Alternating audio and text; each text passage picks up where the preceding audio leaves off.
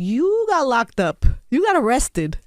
I got arrested. It was during COVID, right? You guys broke some rule to be. What happened? We didn't break the rules, but it was basically like set up. It was we went to Uganda. Yeah. I had a show in Uganda. This was during COVID. It was during the COVID year, but they had opened things up. Got it. They had just had like a rally in Uganda and people were going out. Yeah. It wasn't on lockdown, but it was just like the aftermath. It was just after like they had opened stuff up. How could they arrest you then, huh? And the organizers said they had the permits. They sent us the permits. Everything was cool.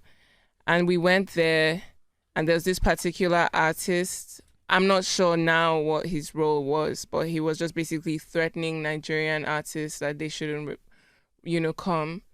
And after the show, the police came. They weren't in uniforms. They just knocked on my hotel door. We were eating lunch or dinner, my manager and they just came and said we should follow them. And my manager was like, okay, he'll go with them. So he went with them, but they came back upstairs to pick me up. So it was like, who called them? So later on, I just found that there was some like something weird. That's scary though. That was so scary. Like I spent like 2 nights in prison. In prison in Uganda. That's horrifying. That I thought I wasn't gonna come out. I thought like that was gonna be maybe I was seeing this for a reason. Like maybe this is for me to help these people in this prison. Like it was crazy. I'm not gonna lie. That's what you were thinking. You were already settling in. No. I was settling in because for me, I adapt real quick. And as I was walking in, I started to cry because I was thinking they gave me my uniform. The uniform stunk. And they don't wash it. And you like an outfit too. You was like I mean, this is after. I'm this new swag of mine is after I did that. Because before I was calm with my dressing.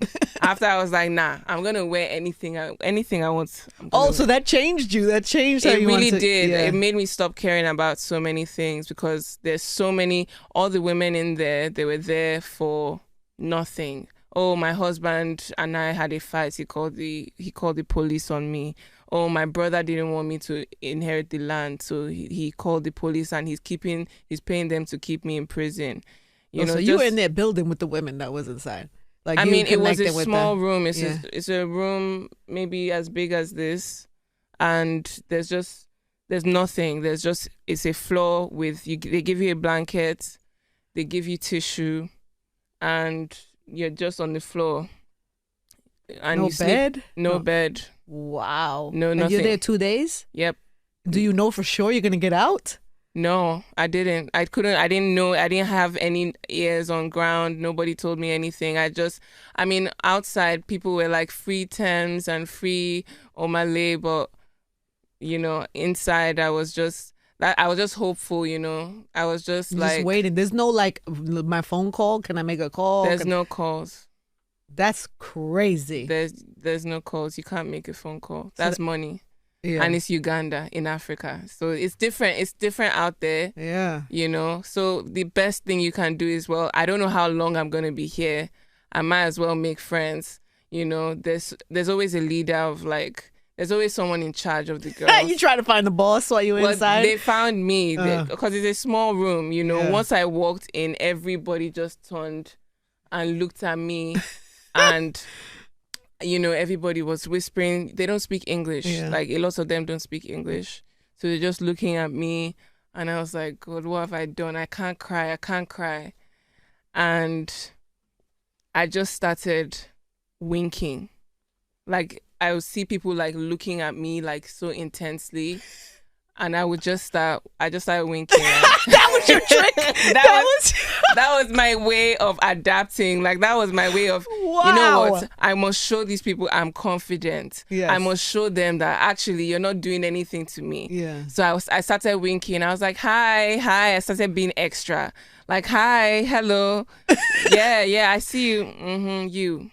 Yeah. I see you. You work in the room. They started laughing. They were like, who is this person? Like, I made such a noise. Like, I was so confident. Like, I just walked in. I just started winking at everybody.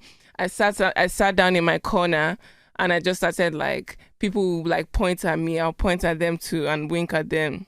And I would like blow like kisses. And then the leader of the person that's in charge of the girl, she came to me and she was like, okay, so this is my name. I've forgotten her name and I shouldn't have. And she was just like, these are the rules. Like, everybody has to abide by them. If you don't, they lock you up. There's this toilet stall where they lock you for days without food, without water. They just, every evening, they'll be pouring water on you.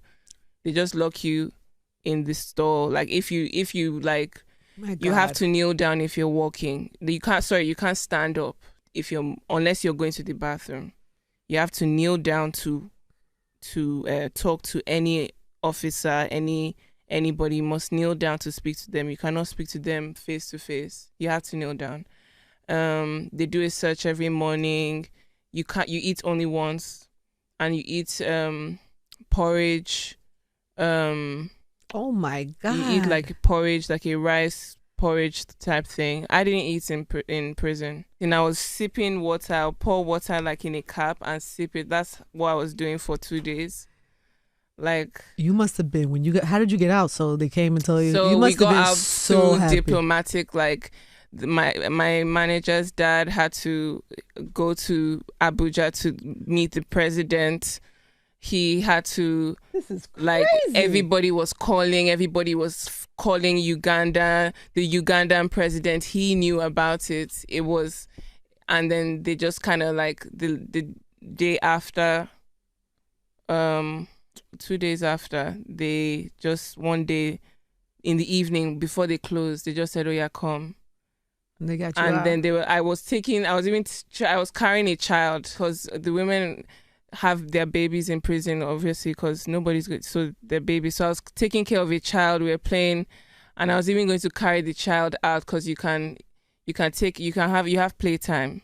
So he said, no, I should drop the child on the floor. No, with her mom, that I'm not coming back here.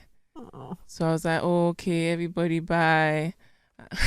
And that was, oh my God, those poor women. That was the saddest. I'd still kept in contact with some of them after. Yeah. But it's hard as well because there's some that I don't know where they are. I know all of them are out now. The ones I spoke to, including the person that was in charge of the girls, she's out too. Wow. That is a traumatic experience. That was crazy. I think after that, I stopped caring too much about what people think. They say everything happens for a reason. It does. Even though, sometimes you be like, why? It does. But it usually shows sometime at some point. I remember them though. It gives me context. Every time I'm enjoying water, every time I'm enjoying a bed. I remember when I came out and I saw a bed, I said, wow, this bed, people don't have bed. People don't have a bed to sleep on. They're sleeping on the floor. Bare. When was this? How long ago this was in 2020. Yeah. It might have prepared you for this next round. 2021. 2021? Yeah. 2020. Okay, yeah. It might have prepared you for this next